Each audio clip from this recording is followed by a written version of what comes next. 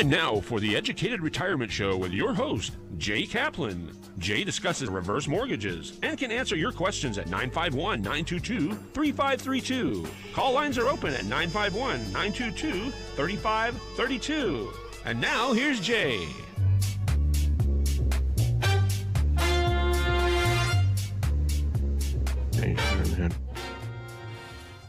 Yeah, here's Jay. And what's that I was hearing about mystical journeys? I'm ready for a mystical journey. How about you? It reminds me of, I'm going to write, before I even get into announcing the show, Mysterious Universe, which whatever way that you listen to podcasts, I recommend that. It's like getting a book report on every weird book that's ever been written since the beginning of time. I love it. Mysterious Universe comes from Australia. Anyway, hey, it is the Educated Retirement Radio here on KMET 1490.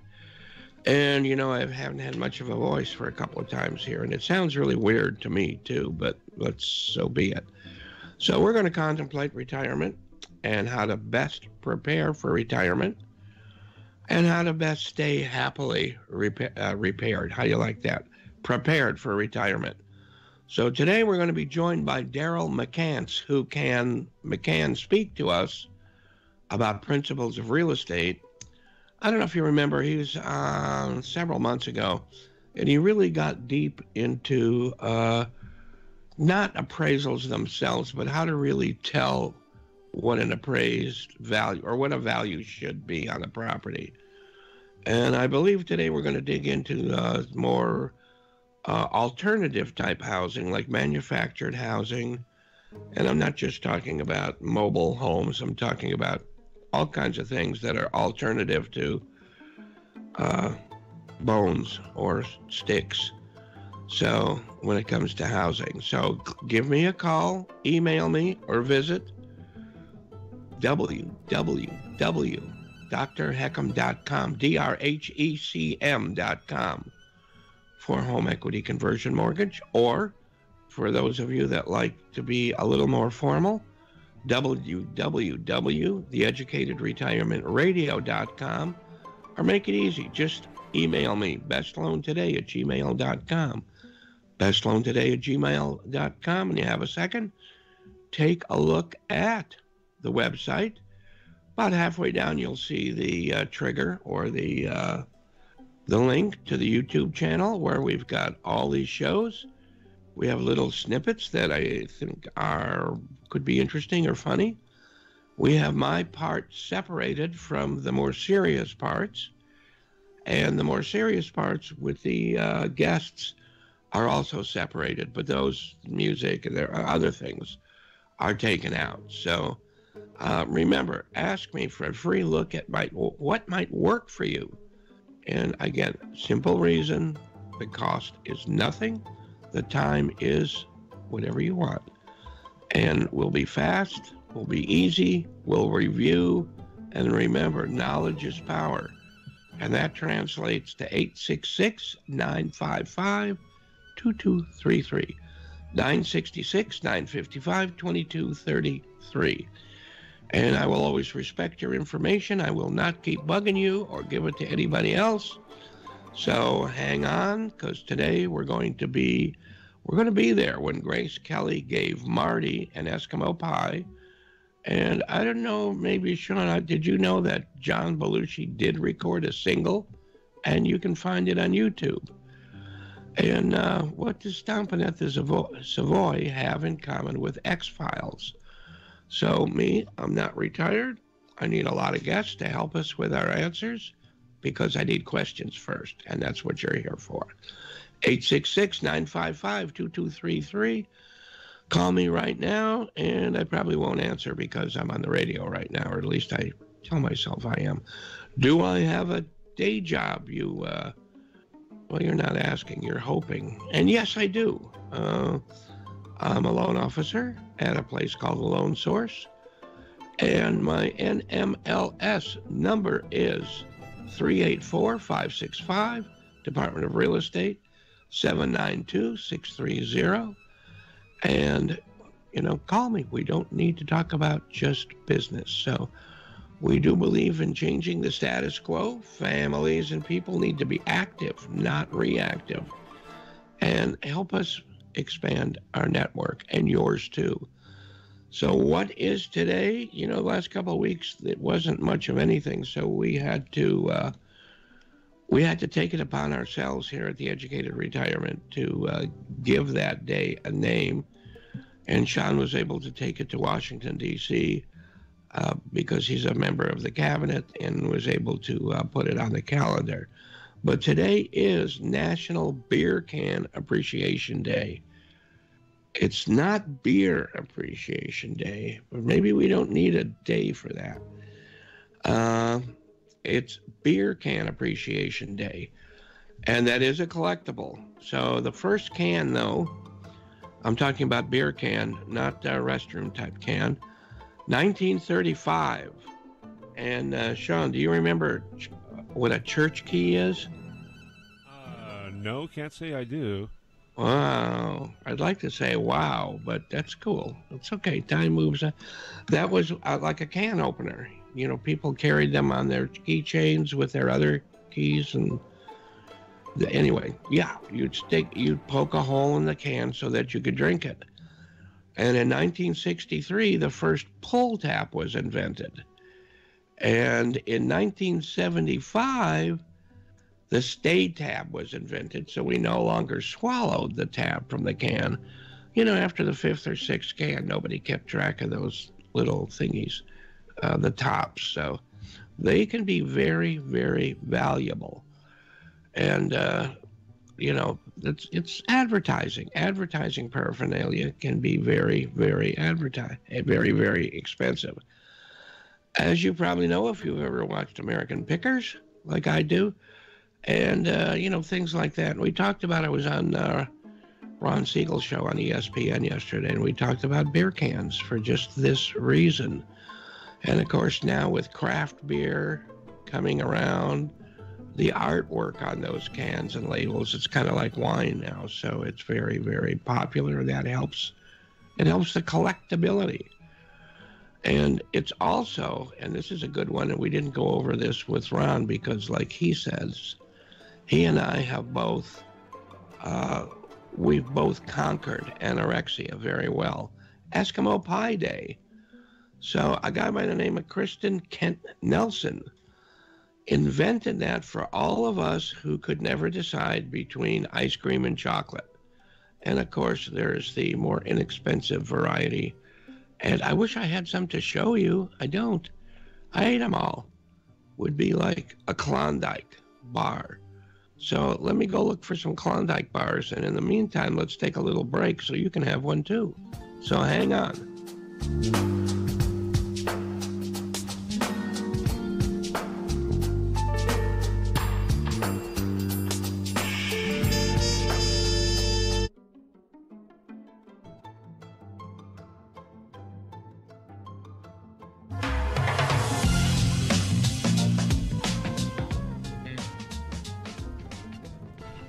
Now that's got some real drive. I like that. But let's start off with showing some of these cards here.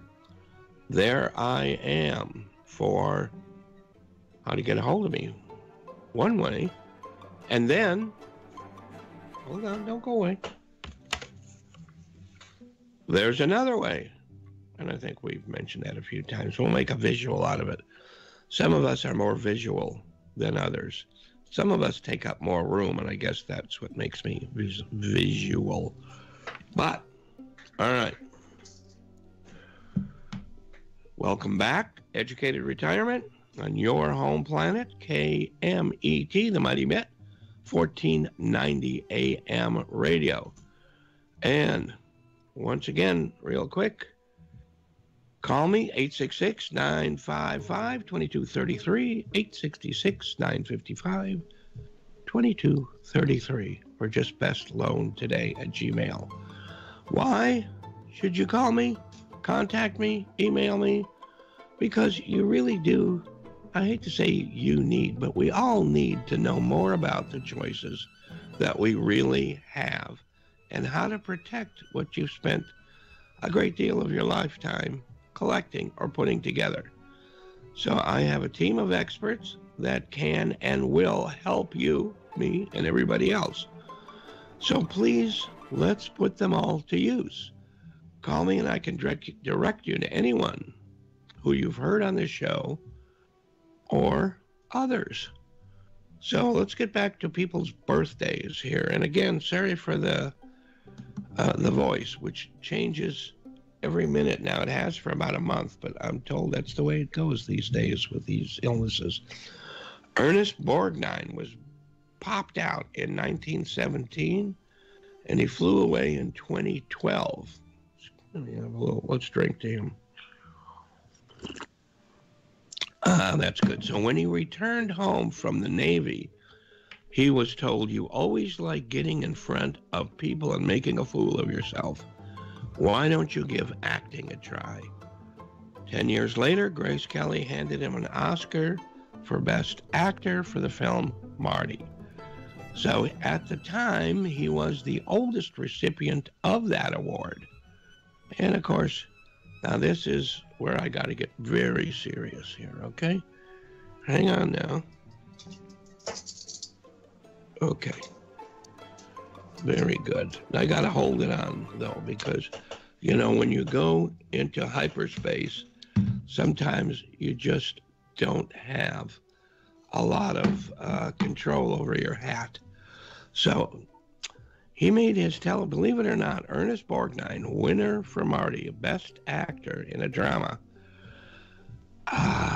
His television debut was Captain Video and his Video Rangers. And do you remember, first, this is my ray gun. My wife had this especially made because we both love Forbidden Planet, and that's what this is from. But do you remember Ed Norton with his, you know, Captain Video and the Video Rangers on that special about the television on the honeymooners? I don't know if anybody ever saw that. Did you see? I mean, I'm sure that you listening and watching have. A lot of you have. Sean, have you seen? I know you were not around when they popped out, but do you remember that episode? I do not, no. Well, Ralph sat down. Well, they shared the same television. They could only afford one. And of course, heads I win, tails you lose is what they did so that Ralph got the television in his place. And, you know, Ralph would sit down with a table full of, you know, submarine sandwiches, popcorn, candy, drinks, and he had to make sure everything was in reach of where he sat. It's one of the funniest things I've ever seen, and I still think it just may be the best of all the situation comedies out there. So, Ernie, to you, From Here to Eternity, Johnny Guitar, Bad Day at Black Rock, Poseidon Adventure, remember we spoke about that a couple of weeks ago, and we talked about New Year's Eve movies. And also, whose birthday? John Belushi, 1949, and tragically passed away in 1982. But he started as a band leader, 1965. The group was called the Ravens, and that was when he was still in high school. And they did record one single. If I had a little more time, I would have had Sean try to put it on, because it is on YouTube. It's called Listen to Me Now. So if you want to hear John Belushi in high school, look up Listen to Me Now on YouTube. Then he started his own comedy troupe, which was called the West Compass Trio. From that, he joined Second City with Harold Ramis, and then Dan Aykroyd, and on to Saturday Night Live. So, you know, just as an aside, my wife and I did see the Blues Brothers at Universal Amphitheater, at Universal Studios, way back when it was still an outdoor amphitheater. Oh, and of course, able to get this, which actually Doesn't fit me anymore. But that's, you know what? So it goes, right? But,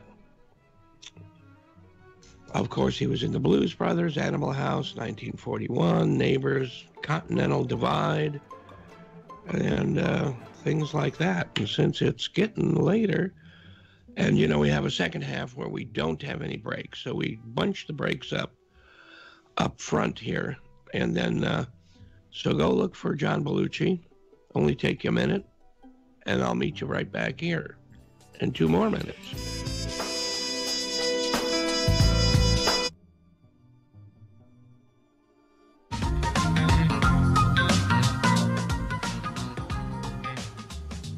All right, welcome back to the Educated Retirement Radio here on 1490 KMET AM radio.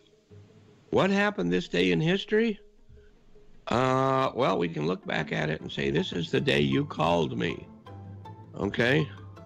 And other than that, there was, and I mean, and this is kind of a big thing in the family of art. 1955, speaking of families, there was an exhibition called The Family of Man. And it was said to be the finest photography exhibit of all time up to that time. I want to talk about another one that I saw in Santa Monica, but we're not going to do it now because Daryl's waiting to come in. But remind me, call me, remind me about that other photo exhibit about nature and whatever. And it was done in a makeshift museum that was made out of shipping containers. It was pretty cool. Anyway, that particular exhibit featured the work and was curated by Edward Stitchin, not to be confused with Stiglitz, who we talked about before. I'm not going to spend a lot of time. No, this is not a picture of me. And let's just show a couple more because it is really cool. Oh, here we go. Now, this is no doubt what you think of me and my wife, what we probably look like hanging around the homestead. Not exactly, but anyway, great stuff here. So look them up. I'm sure you can look them up online and get a whole lot that way. But that particular exhibit opened on this day in the Museum of Modern Art in New York and then toured the world. And what else happened today? Benny Goodman recorded Stompin' at the Savoy, and that was named for the Harlem Night Spot, the Savoy Ballroom. And I never knew that until last night, so I think that's pretty cool. So, and the X-Files on this day returned after 13 years in exile. Now, Sean, were you a X-Files person as a young urchin? Yes, yeah, I watched X-Files. Yeah, and then I really liked the returns. They had 2 seasons, and I really liked them, but nobody else, I guess there wasn't enough to go on, so I don't know. What can I say? But we're going to, we got a couple more minutes because I do want to get off and let Daryl get on because he'll take it away.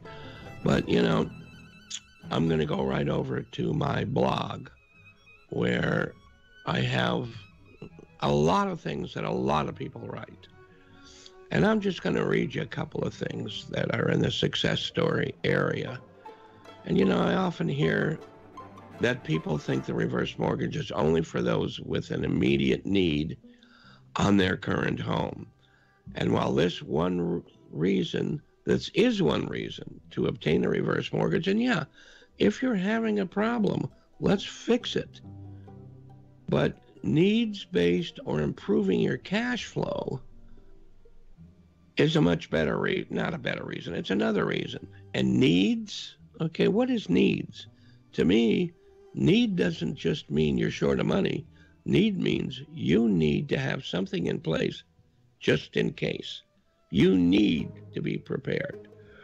So, funds from a reverse mortgage can cover living expenses or wants to eliminate the mortgage payments. So I put in Jay and Kathleen because that's me and my wife, but this is not about us particularly, because it says they had a small mortgage. No, we had a big mortgage, but we got rid of it with reverse mortgage.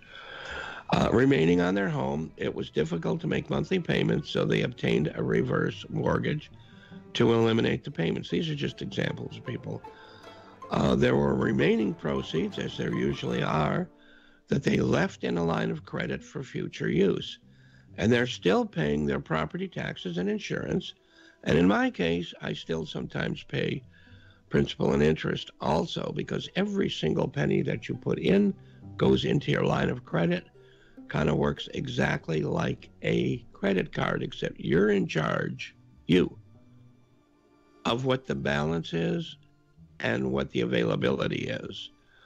So there was another person, let's call him Daryl, needed a hearing aid.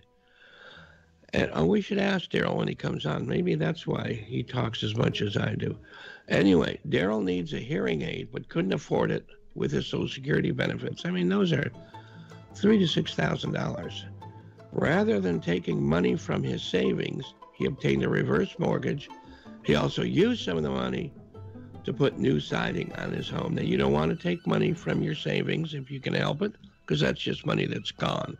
And you especially don't want to take any money from a retirement account. Not only is that taxable at a pretty large chunk, but those are dollars that are supposed to be working for you.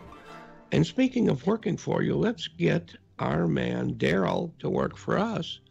And it's just about 3:30. So let's take a break, get Daryl in, and please don't go away.